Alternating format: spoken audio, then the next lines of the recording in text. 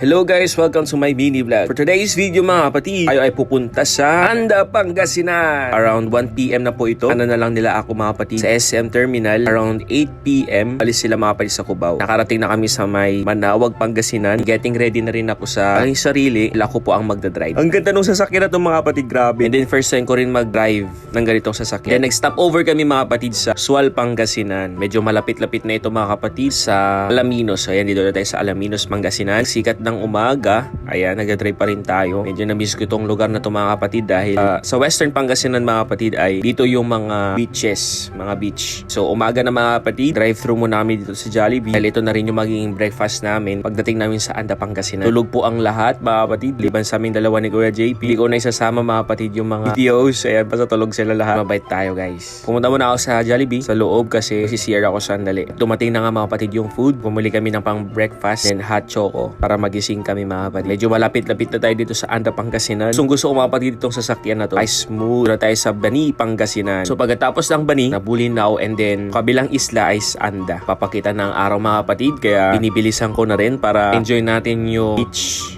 Around 7 AM, parating na rin tayo sa Anda Bridge. Ayan, so ilang minuto na lang makakarating na tayo sa pinakadulo ng Anda, Pangasinan. Nakakamiss lang mga kapatid dahil 3 years ago pa ako last pumunta dito. Pag nakita nyo na yung daan na to, ito na yung dulong papuntang Anda, Pangasinan. Kaguri ang Boracay of the North. Nakita ko din yung transient na pinagtulugan namin before. Promote na rin natin siya. Napakaganda ng transient na ito mga kapatid. And swak na swak din sa bulsa. Mga pamilya na gustong pumunta dito, highly recommended na ito yung piliin yung transient mga kapatid. Napakaganda. Malapit din siya sa White Sand mga kapatid. Tinglakad lang, andyan na kayo sa may dagat. Then finally mga kapatid, nandito na kami sa Anda, Pangasinan. Flashback lahat mga kapatid ng mga memories sa mga naganap sa akin dito dati mga kapatid. Ang goal natin dito ngayon ay pumunta sa Toothbrush Island. Bakit nga ba Toothbrush Island mga kapatid? Kabilang island na yun, nakikita nyo sa dulo, mahugis pahaba siya. And sa pinakatuktok niya ay merong mga buko. Yun mga kapatid, tinawag siyang Toothbrush Island. Umaga pala mga kapatid, low tide pa lang siya. Pwede nyo lakarin ito hanggang dun sa Toothbrush Island. Yan nga pala kaya pumunta si GP dyan sa dagat. Punan siya mga kapatid ng choco. Ito yung mga ganapan mga kapatid. Dito nyo. Hey!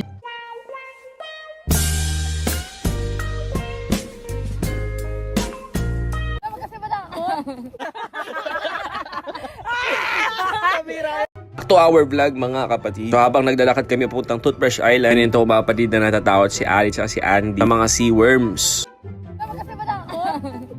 So last 2022, yun rin yung first time namin yung nagkita-kita. Nag-meet na nga yung mga kaibigan. So takot sila Alex at si Andy dito before. Ngayon medyo tumatapang na sila. Ngayon kapag kaumaga mga kapatid, around 6 PM, yung lakarin mga kapatid dun sa agat itong Toothbrush Island. Pag sumapit na ang 9 AM, tide na siya mga kapatid. Medyo pasukon ang mga kasama ko dito dahil ang dami naming mga dala. And also naka-jacket din kami, hindi ko alam kung bakit. Para siguro hindi kami umitim. Also I want to promote na rin ang aming Apostolic Booster hoodie jacket. Marami siyang mga design mga kapatid. Kung gusto nyo mag-avail, direct message na sa aming page. Napaka-aesthetic mga kapatid. Konti na lang makakarating na tayo. Kaso nga lang, medyo malalim na siya. Nag-stay muna kami dito sa gilid, dito sa may bangka para maglangoy-langoy muna sandali. Pero sabi ko, ang dito na rin naman na tayo. Laban na natin mga kapatid. Hindi natin may enjoy ang Anda, Pangasinan kung di tayo pupunta sa Toothbrush Island. Sa ato na ay maraming pwedeng puntahan dito. Wala kang budget mga kapatid, pwede kang pumunta dito sa may Toothbrush Island. Also, meron din silang mga ino-offer dito na bangka na pwedeng yung libutin ang Anda, Pangasinan. Yung mga islands dito, katulad ng mga Coral Island, ganun. Napunta namin siya way back February 2022. Nakakala mo parang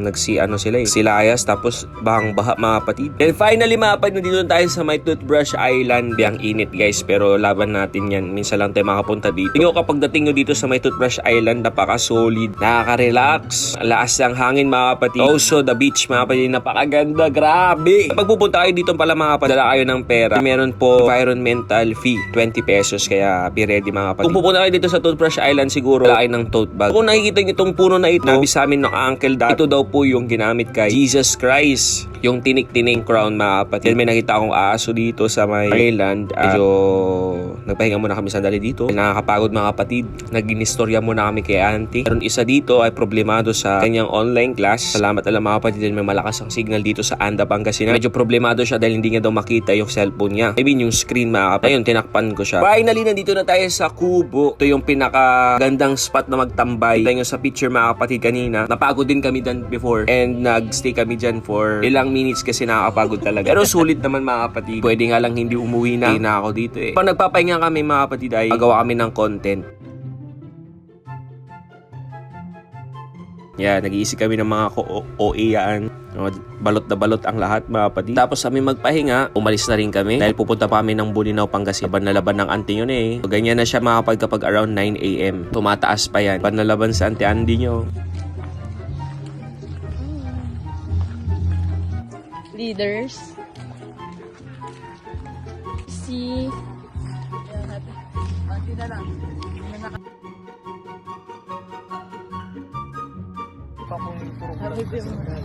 Kuya, Tara, maki-birthday tayo guys. Mikey, ano na yan? Auntie, ako yung kamag-anak nyo. Sakto nag-grade. asawam. Ni Tito Jerry? Ay, bossy ka dante. Begda ka nga nakikita. Naragsawa nga nakita ito ta. Kuray kadulang kumante. Yan, si mga alien sa likod. Ano masasabi niyo dyan? Happy birthday po.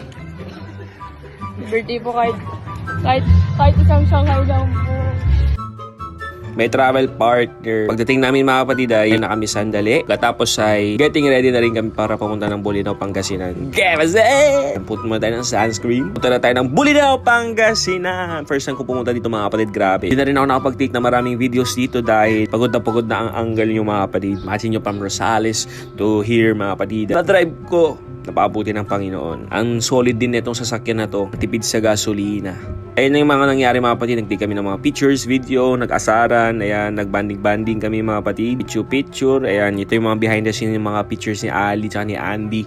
Ganito sila mag-take ng pictures mga kapatid kapag ganito natulog, pikit-pikit, ganun. Hindi ko alam, basta ako masaya na ako sa video mga kapatid. Pag ako kasama nila, makikita nyo yung mga behind the scenes ng mga pictures nila. Punta ako dito sa gilid ng dagat mga kapatid at nakita ko nagpi-praise break yung mga ewan ko kung anong mga tawag dito. Meron siguro silang fellowship, ayan, nagsisitalunan sila. Ay, napaka-peaceful ng dagat, napakasarap tignan kung pwede lang hindi umuwi mga kapatid. Ayan, so umalis na kami at naglipod lang kami sa dito sa Bulinaw, Pangasinan.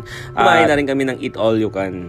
Dahil pagod ang lahat, deserve ng lahat na kumain ng masarap. So papasok na tayo guys. Ayan na, pinangunahan ni Auntie Andy. Welcome, sabi ng pader. At napaka-aesthetic ng lugar na ito. Grabe, tignan nyo yung kisame, yung interior, napakaganda. Pero ang pinaka-main goal natin dito ay tignan lahat ng mga pagkain. Siyempre bago tayo sumandok, i-check muna natin lahat ng mga pagkain para alam natin kung anong kukunin natin mamaya. Lahat naman masarap mga kapatid, pero hindi lahat kaya natin kainin. Pumili-pili lang ako ng mga gusto ko dyan at ayan na mga kapatid, kakain na tayo. Daming mga menu, actually hindi ko na video lahat. Ayan, ang pinaka-the best ay kanin. Yes, go! Ayun lang naman ang mga ganapan dito sa video na ito mga kapatid sa Andap, Pangasinan at Bulinaw, Pangasinan. Ayan, kumain na kami ng marami guys dahil pauwi na rin kami nito sa Mapandan, Pangasinan. Thank you sa panonood mga kapatid. God bless!